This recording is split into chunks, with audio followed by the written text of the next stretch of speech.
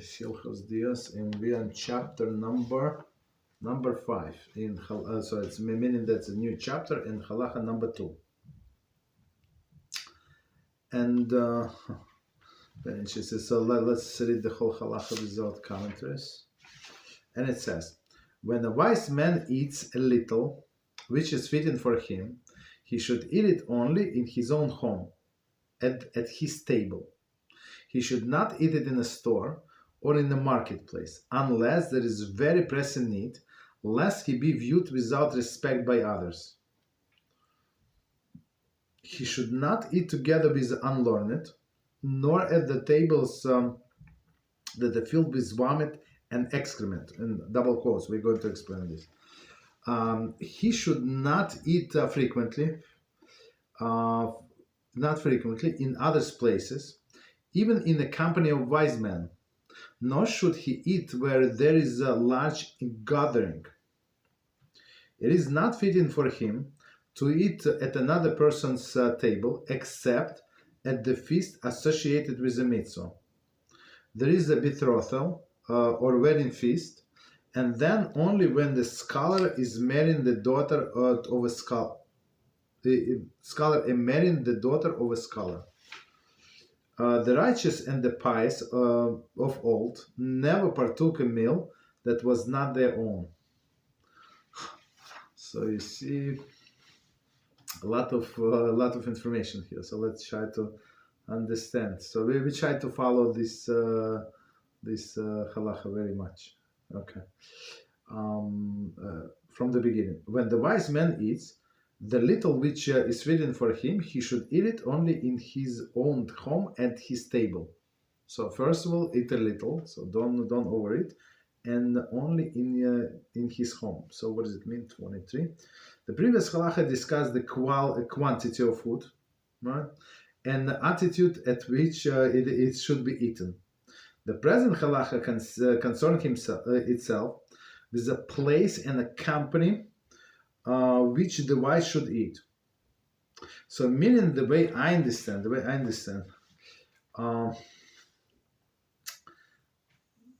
So if you just eat by yourself, it would be fast, right? It would be fast, and you would not over it. But if you sit down with others, somebody come late, and you want to talk to them, so you would eat much more. Okay, and plus, in a view of all people, it revolves around the principle that a person should be modest while eating and refrain from doing this in public. See Guide of Perplex. So it's general idea, be modest and be inside. So all these people they sit outside and eat, and sometimes I don't remember where it was. We don't go these places, but long time ago, I remember a few times you're going on the sidewalk, and sometimes in the city they would put tables right in the middle of the sidewalk. So you walk in. I mean, they would probably they have a permit or something. They would close half of the sidewalk, and they have tables. So and you walk right there by his plate. So his plate is right there. So if you want to drop something like a cigarette or something, it's right here. I mean, of course, that's crazy. And there's no problem with people eating like that. People passing by, people talking like dogs are passing by. I don't know. So that's not normal, of course. Okay. He should not eat in a store or in a marketplace. So, of course, in a store, in a restaurant or something, right? In a store. Kol Yaakov notes that this store may even be one specially designed for eating. For example, restaurant, coffee shop, or the like. Indeed, we find first a place of eating, but okay, no problem. So yeah, I mean, as we had, so it's not a store like a grocery store, and sometimes we were in a store some time ago, and and some people, of course, they're going to, I hope so, they're going to pay for the food, but they start like eating in the middle of the stores. Like, what are you, normal? Just go like buy whatever you want and go outside and eat in your car or go home. Like, why you, like, in some sense, of course he's going to pay, but until he paid, it is a stealing. So to open packages, yeah, the box is in his car, but he start opening and start eating. And that's of course nobody is going to say anything to that person. Like, most likely they're going to pay. And like few times when we were in a cash, like in a line of cash register, people would give like to this cashier like an empty bottle to scan, meaning that they finished the bottle. Very nice. They decided to pay, like, but it's not. That's not our way. That's their way, not our way. Right? And plus, as he said, the restaurant is coffee shop. Okay. Is it kosher? Yeah, it's kosher. Should we eat it then? No. He should not eat in a store or in a marketplace. So marketplace, right? The Yerushalayim Talmud, Masachet 3.2, mentioned this prohibition, referring to the Torah sage. The Babylonian Talmud, Kiddushin 40b, condemns even a common person for such a behavior, stating, whoever eats in the marketplace, it's like a dog. The passage in Kiddushin continues to explain such a person is unacceptable as a witness, right? And Rambam quotes this law as Hilchos Deos, at 11.5. So let's do it again. And just recently I saw this halacha. It's not Hilchos Deos, right. It's somewhere else, but I think they quote somebody who is maybe we did it here. I don't remember. Somebody who disqualified from being a witness. Somebody eats in the marketplace. In the market, or what it does it? Yeah. So meaning that this person has no shame, and when person has no shame, so meaning he cannot be a witness. So he might lie. Right, so what would stop a person from lying? One thing is a shame, right? So if he can eat in the marketplace and everybody viewing him and like sometimes the things dripping, so yeah, that's very embarrassing, right? So again, so the Yerushalayim Talmud mentioned the prohibition referring to Torah sage. The Babylonian Talmud, Kiddushin 40b, condemns even a common person for such a behavior, stating whoever eats in the marketplace is like a dog.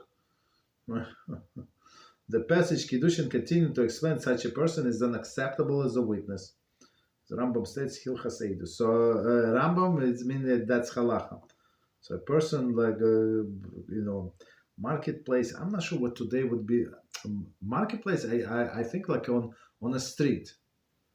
Like on a pretty busy street, and some people that's what they do.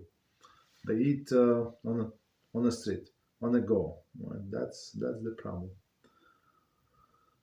He should not eat in a store or in the marketplace unless there is very pressing need, lest he is viewed without respect by others. So I mean, some things are dripping, something like some of the guts, especially men. Some things got in his beard, right? Also, it's very embarrassing, and it's like people would lose respect for the person, especially when he's like staying himself, right? Okay, so unless Bob said it's a very pressing need. I don't know what's the pressing need. Maybe somebody's running like late or something.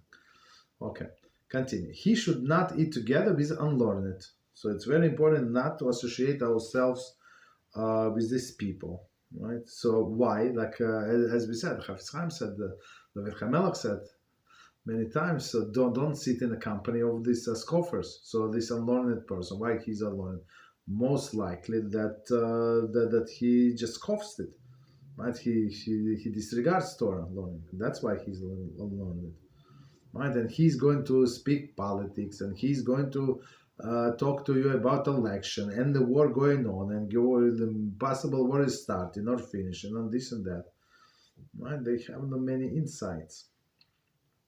Again, he should not eat together with unlearned. 26. Sanhedrin 52b states that at the outset, a common person will consider Torah's skull be like a vessel of gold. Okay, sorry. I need to do something here.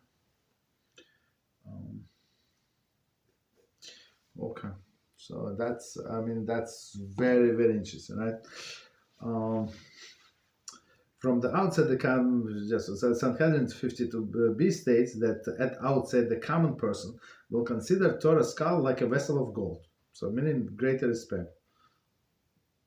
However, if the sage derive benefit from a common person, he will come to regard the sage as earthenware shard.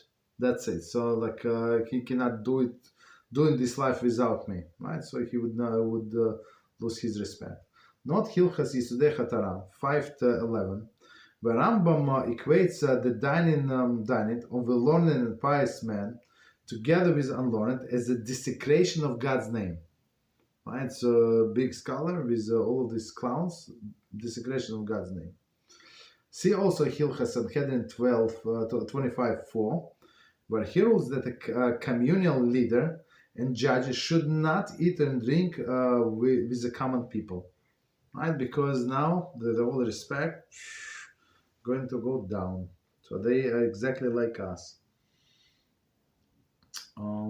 So unless there is okay, one second, plus 25, 26. So okay, so again, he should not eat together with unlearned, nor at those tables that are filled with vomit and excrement. So as we said before, the people who do not learn Torah.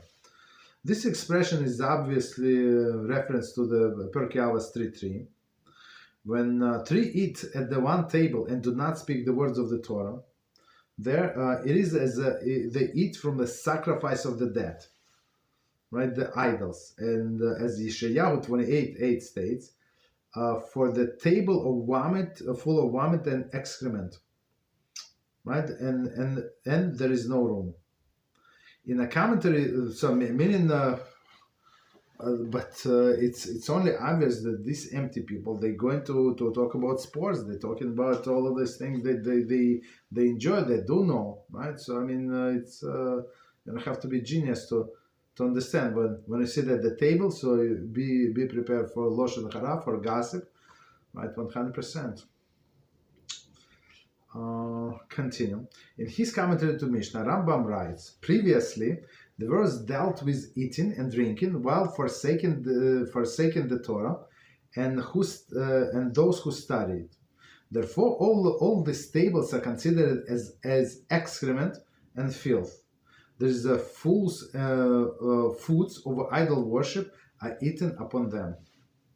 So why? Because they do not learn Torah, and that's what they turn themselves into. Right, 27. He should not eat frequently in other places, even in a company of wise men, nor should he eat there where there is a large gathering. Okay. Again, he should not eat frequently in other places, even in a company of wise men. So commentaries say outside of his own home. So meaning try to eat at home. Don't be like all of these social people, and then you see them, their stomachs that be bigger than, I don't know, equator, right? Why? Because they need to eat with everybody, and now the person came 40 minutes. No, please stay with me. Please eat with me. This with me, and that's it. They're going to stay forever at the table. So okay. So again, outside of his own home, there's a wise man. Even when he eats in a private home and in a proper company, should limit the number of the homes he frequents. Pesachim 49a. So right. So some people they say like a guy that we know. So he always and the two of them ask, are you going to this wedding? Oh, you're not going. Oh, they forgot to invite you. Oh, I'm going, and I'm going to be busy on Thursday, and then Monday and Sunday, and this like that's not normal. That's not normal. Okay, So meaning, again, commentaries say it says from Pesachim 49. Hey, okay, if you eat in a private houses, not like not in public places, and in a proper company, meaning Talmidei Chachamim, so limit the number of the houses that you frequent. Meaning, if you in one houses, two houses, but that's it. But proper in your own home. Even the one more time the whole sentence. One should not eat frequently in other places, even the company of wise men. For should he eat where there is a large gathering? Nor should he eat where there is a large gathering. Okay, so what does it mean? Large gathering. It's only a matter of time for lightheadedness. Okay, and it says the reason for this restriction is that Rambam expresses in the Guides of Perplex is to habituate a person, particularly when he relates to others, to emphasize the refined and develop aspects of his being, and not those of the shares with other animals. Therefore, even when there is no danger of subjecting himself to undesirable influences or disgracing the Torah with which he is identified, he should refrain from performing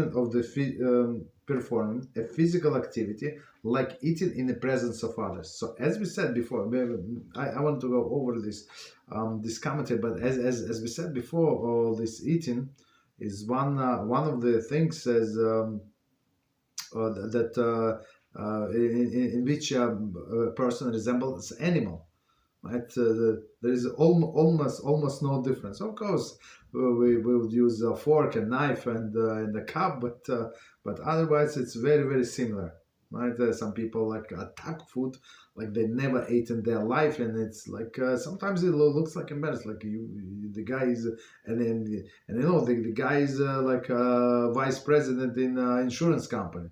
And he's not the poorest person around. You understand? And he attacks cookies and the cake, and he some soft drink. You're normal. You understand? So okay. Again, let's go over this commentary. So meaning that a person should avoid large gathering. One more time. The reason for this restriction is, as the Rambam expressed in Guide to Perplex, is to habituate a person, particularly when he relates to others. Okay, to emphasize the refined and developed aspects of his being, and not those of shared with other animals. Right. So very interesting. If it's without food, I guess there is no problem. But still, what will you do? Unless a person has to make himself busy with Torah learning. So for sure I cannot cancel a Torah class. And they say no, and they try with me. They try with me, but then they give up. I said, I'm not going to come. I said, that maybe something changes. You never know. I said, no, it's not going to change. And if nobody is going to connect, I'm going to learn by myself at this time. And so I'm not going to come. And people, little by little, let it go. Nobody invites me. Baruch Hashem, to wedding, nowhere. They know I'm going to tell them. Some people, they try to be politically correct. I don't know. I have to ask my wife. They said, maybe you have to. I don't have any to ask anybody. I have a class. So you have a class every day? I say, class every day. I'm not going to cancel it. And and this when a person is strong in their head, I'm going to learn Torah. I'm going to spend time with my family first, come first. My wife, give your attention, my kids' attention, and learn Torah. So that's all others not even secondary. And from time to time, if a person wants to go to a wedding, I don't know, once in 6 months, we can go to the wedding, but not more often than that.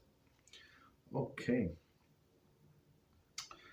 so be very different from animals, especially when you are surrounded people and everybody start especially if there is alcohol there. So after some alcohol, people start behaving differently, a little more loose, right?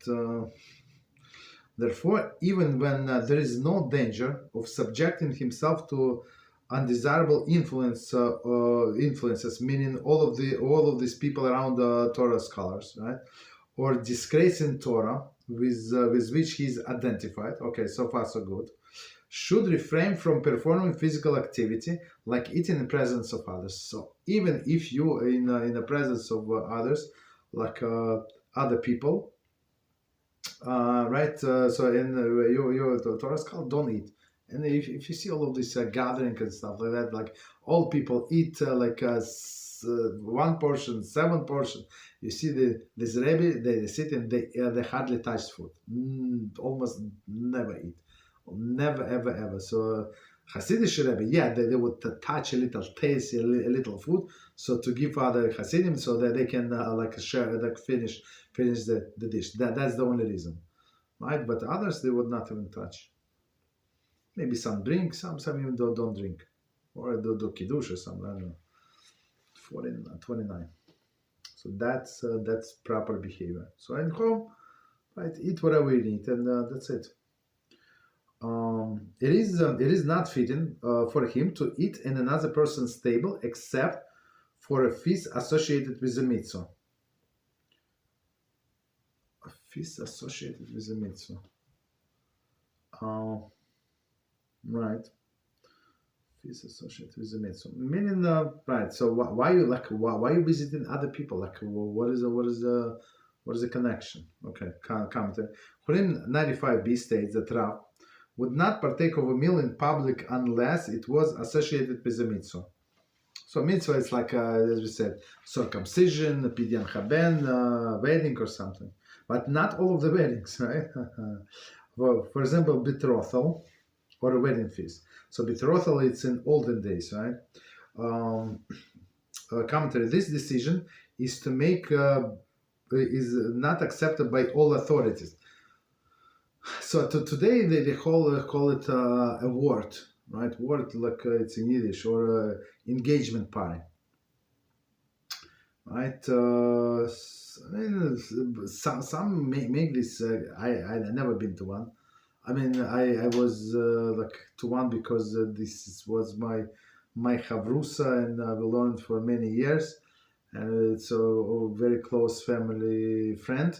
So we stopped by there for exactly 6.5 minutes. So everybody was shocked, like, oh, you came? I think it was before the mincha. So I finished classes. We ran there before the mincha. We stopped there. So I talked to the guy, father of the bride. My wife went to his wife, and that's it. Say hello. Somebody came over to them, and we left. Okay. But people stay there. They have the whole dinner, dancing and dinner and everything. Okay. So, okay. Some do not consider betrothal feast as associated with the mitzvah. Arusin, right? Arusin translated betrothal, but it's not, right? As we said before, in olden days, I'm not sure where exactly it stopped. It was two stages. So Arusim meaning they would engage, right? And they were like semi-married. The only difference was that she would not meet, would not move with him, right? With her fiance. But if she decide to break off for whatever reason, she would need to get a get, right? In this case, and then sometimes later they would get married. What time depends. 1 month, 3 months, 6 months, a year. So that's what's the procedure. Okay, so at that stage he would give you a ring or something valuable. And today we do everything at the same day. So like did not forget about day at the same moment. Not to go into all of the questionable details. Okay. Not the questionable situations. Okay. Okay. So continue. 21. Okay. So betrothal, as a commentator say, not everybody agree. Okay. Or wedding feast. So wedding is for sure a mitzvah, unless also I would say just say it's a mitzvah if depends who is married who. If a daughter of a scholar marry bur and amaretz because he is rich, so that's not a mitzvah. It's not a mitzvah to attend this wedding. Okay, or the wedding where they're not going to say Dvar Torah. Also, there is no mitzvah whatsoever. Right? For example, secular people getting married is a mitzvah? Absolutely not. It's a waiter. And then only when the scholar is marrying the daughter of a scholar. So now we're going to the highest standard. Scholar marrying the daughter of the scholar. 22. Commentary. Pesachim 49a mentioned the wedding between the scholars and common people, and between common scholars and common people undesirable, and should not be attended by Torah sage. Okay, they want to get married for whatever reason. So, but Torah sage should not attend this such a wedding. See Avodat HaMelech. The Rambam also deals with this subject, Hilchos De'os, chapter 21. Okay. Meaning, when marrying scholars to non-scholars. Okay. To daughter not scholar. Okay. Continue. Righteous and pious of old never partook a meal that was not their own. Okay, so Chulin 7b relates that even Rabbi Yehuda Hanasi invited Rabbi Pinchas ben Yair to his meal, and latter sage refused. So Rabbi Yehuda Hanasi, the biggest of the big, right, compiler of the mitzvot, he invited Rabbi Pinchas ben Yair. Rabbi Pinchas ben Yair, if I remember correctly, he's the one who wrote that Mishnah that Mislas Yesharim is based on. I think it was him, right? That's one greatest of the greatest, another, right? And he refused. Not the Rambam's commentary, conclusion of Hilchas Zihia Umatana. Okay, meaning right. So he preferred to eat his own meal.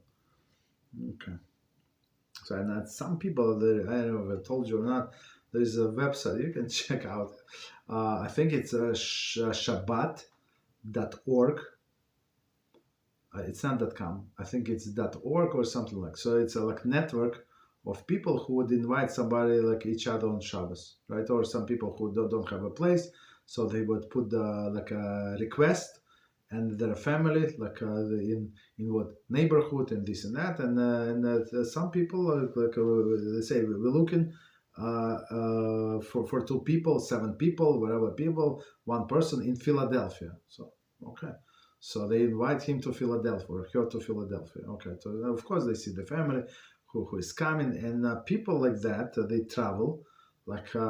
Basically, they don't need to do anything in their life, the single people. Who needs to get married? So you get invited, everywhere. They like you. It's for you. It's always amazing feast because you did not do anything for it, not a little bit, right? And you're amazing guest, and you just being pretty there. For I'm talking about men and women, and what could be better? What could be better? And the people like that, for them to get married, why would they want to get married? They travel, they're catching planes, they're catching buses, they're catching rides, and it's unbelievable, right? They're always moving somewhere, where they're going to eat, where they're going to sleep, all these things. So some people I know, they get excited, and somebody asked me, you should not. You should not. I mean, right? Sometimes there is people, and I understand they want to have guests, and they have guests and young people and boys and girls, and together or even separately. And there is some religious and then some secular. They're going to talk about this college garbage, and you with your little yarmulke is going to listen to them. It's not proper. Right, but I guess they did not learn without this Mishnah. Okay, continue. So number 3, when a wise man drinks wine, he drinks only enough to soften the food in his stomach. Right, we said for older people, wine is very good. Whoever becomes drunk is a sinner and a shameful, and will lose his wisdom, and he becomes drunk before the common people, he desecrates God's name. It is forbidden to drink even a small quantity of wine in the afternoon hours, unless it is taken together with food. Drink that is taken together with food is not intoxicating. Okay, so let's see. Let's see this. It's a very short halacha, but very straight to the point. So, like when I don't remember what clip we did, but several people, different channels, they wrote to me what about this Chabadniks, about this bringing to getting drunk, right? So we say we also learn Torah, and we have a long class. One of the longest classes we ever had was 9 hours and 7 minutes or so, right? In this Shana Rabbah. Okay, so we did not drink, right? We learned Torah, Baruch Hashem. We had a few like a water break or something, but that's it. That's about it. And then some people said, like, what you say that you should not get drunk on Shabbos, like, and because in their community, and that's the teacher, they actually encourage them to get drunk on Shabbos. So people, all of them in good mood. I hope, right? They don't have fights. I hope. Right, they get drunk, and you have to take care of them. I mean, you have to teach them. They go to sleep, I guess. I don't know what they do, but that's right. It's like to turn on TV to a child. Right, he's busy. Okay, she's busy. Okay, now number 3 again. When a wise person, when a wise man drinks wine, he drinks only enough to soften the foods in his stomach. So Kiddushin 8b states that wine is useful to process of digestion, right? And that's why in some cultures they use the drink wine the dinner, right? Dinner, okay, not in a lunch, but in a dinner, like when you're not going anywhere, I guess, right? So you can have some wine for a good digestion. Okay. Whoever becomes drunk is a sinner. What does it mean, commentary? The commentary is on the side of Brachas 29b that do not become drunk and do not sin.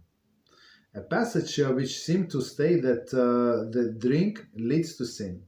It seems, however, that Rambam is intimated that drinking is itself is sinful. So there say that do not drink because it's going to bring you to sin, to all the lightheadedness, lewdness, right? But here it says that the drinking itself is a sin. I mean, the way I see it, because it's only a matter of time, like when a person would lose her control, and they do some stupid things. It's only a matter like a person can drink a little for a good mood, but they had a good mood, and let's drink a little more, and they're like all clowns, especially when you with many other people. Okay. Right. So again, whoever becomes a drunk is a sinner, is shameful. And commentaries say in the Guide of Perplexed, Volume 3, Chapter 8, Rambam castigates drunken revelry in the harshest terms.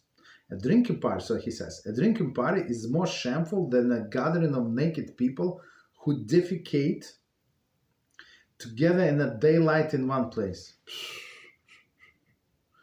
Right? That's what Rambam said about this drinking.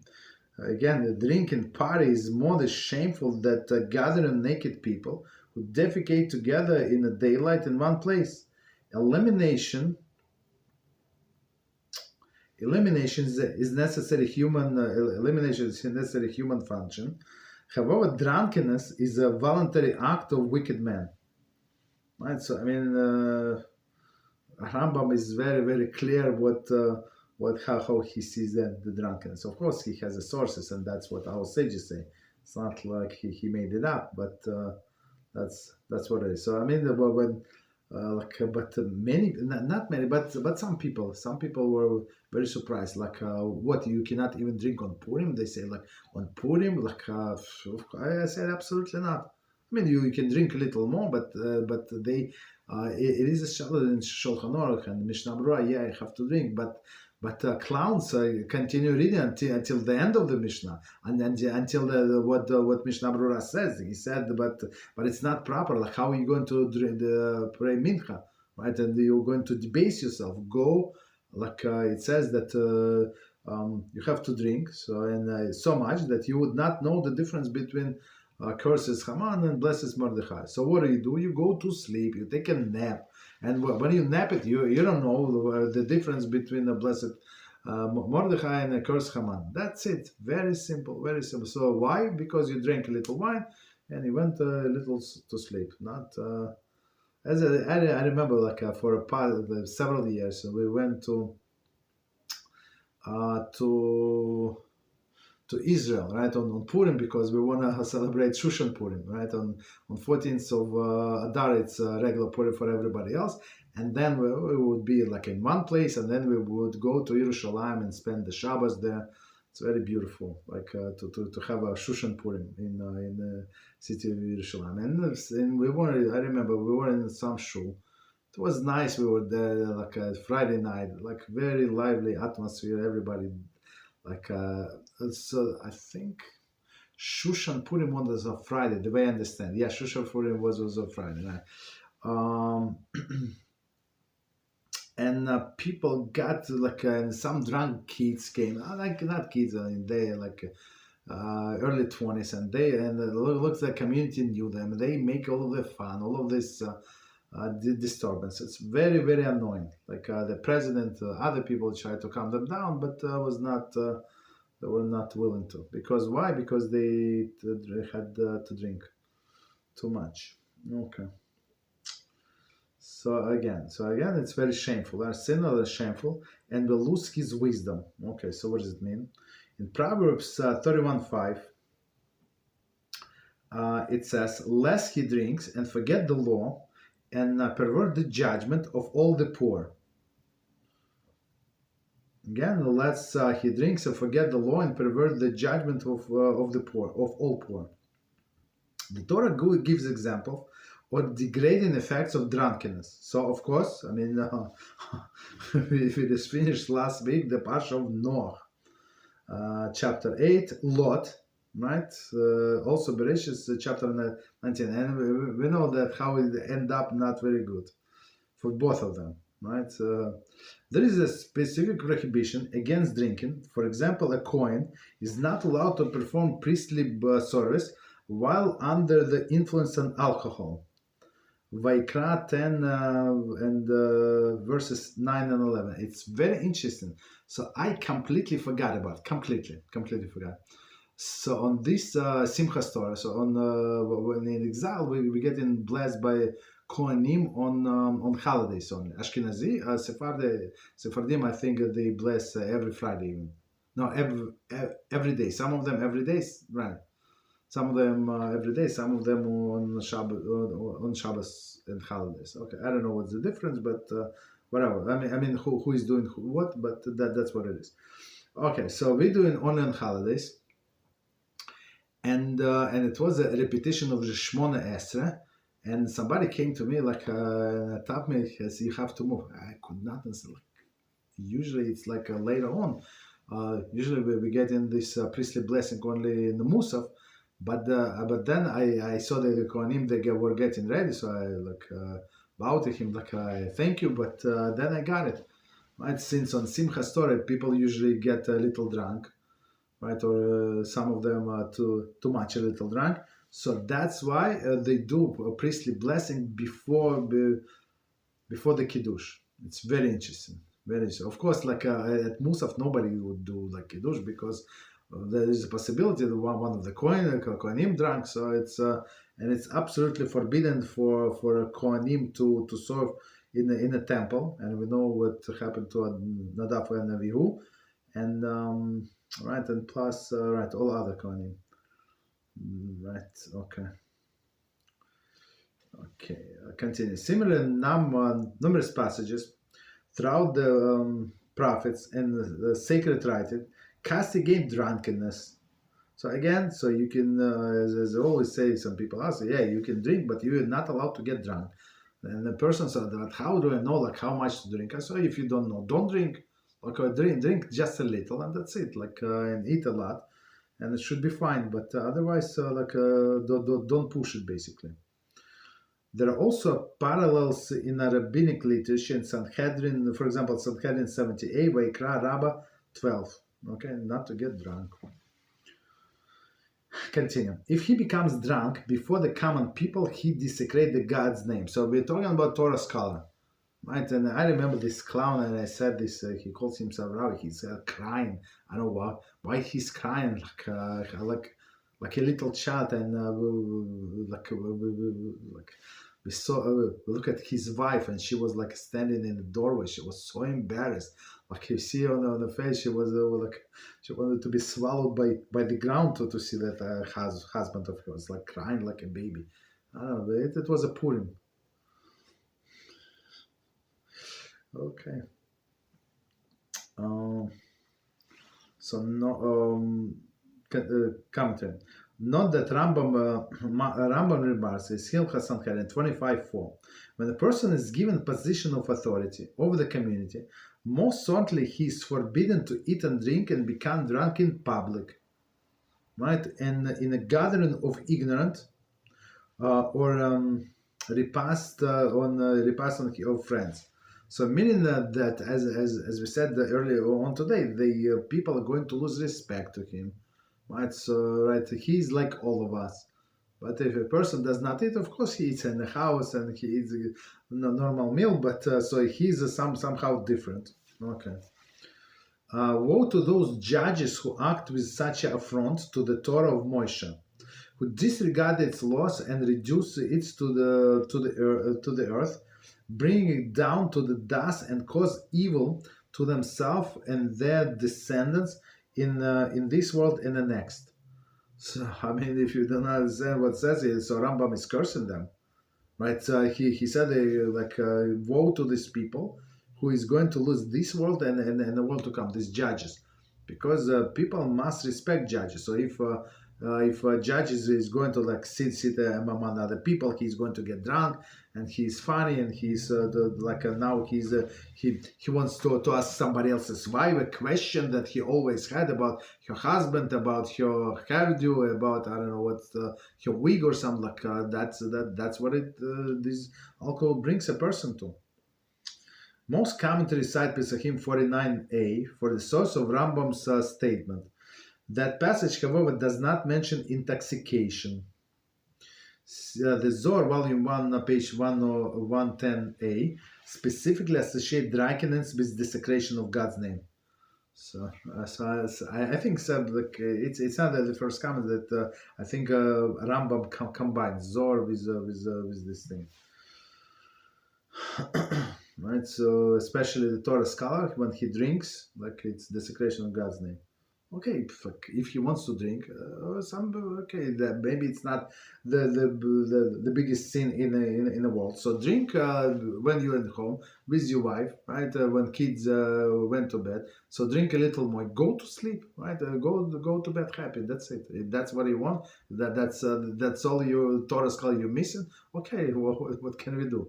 Right, there is a kosher way to do things. Okay? Nobody is going to see you in embarrassment state. Continue. It is forbidden to drink even small quantity of wine in the afternoon hours, and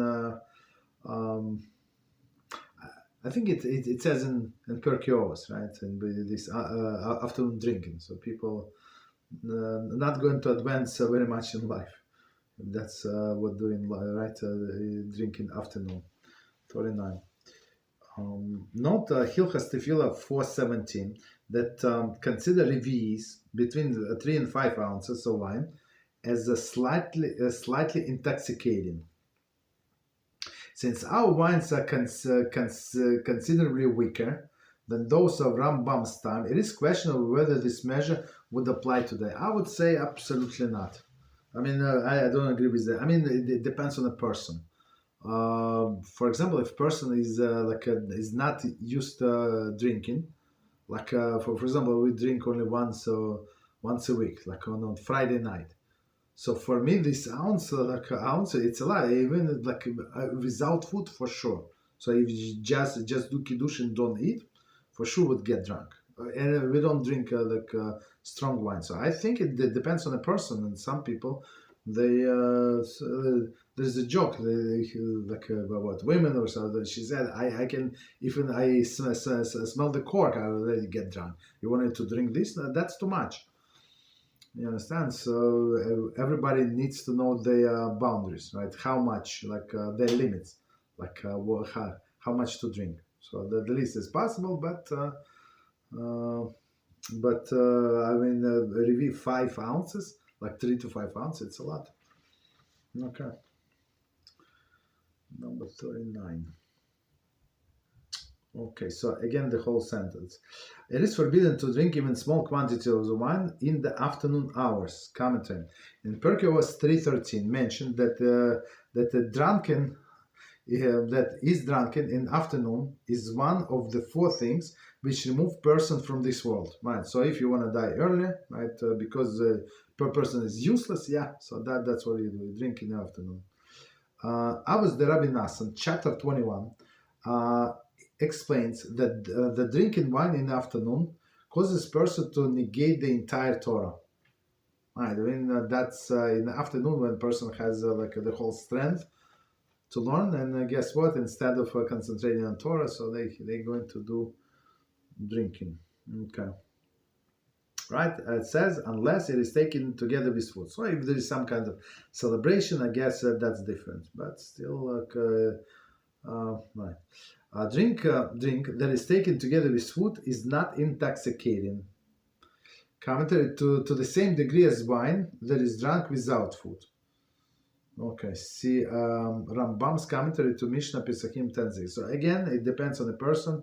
Like even if it's food, of course, this person ate a lot of food, this wine was absorbed, so it's not a big deal. But right, but without food, that's a huge issue. Especially when person is hungry. Only wine that is drunk, that is taken after the meal, is to be avoided. Only wine that is taken after the meal is to be avoided. I'm not sure what it means. Only wine that is taken after the meal is to be avoided. Okay. So I mean, I'm not sure where's the difference. I mean, so Rambam similarly implies that if you eat and drink, so it's going to get absorbed into the food, this wine. But if you ate and then drank, it could be a problem. Okay, very interesting. Okay, so let's see, what time is it? All right, I guess we stop here.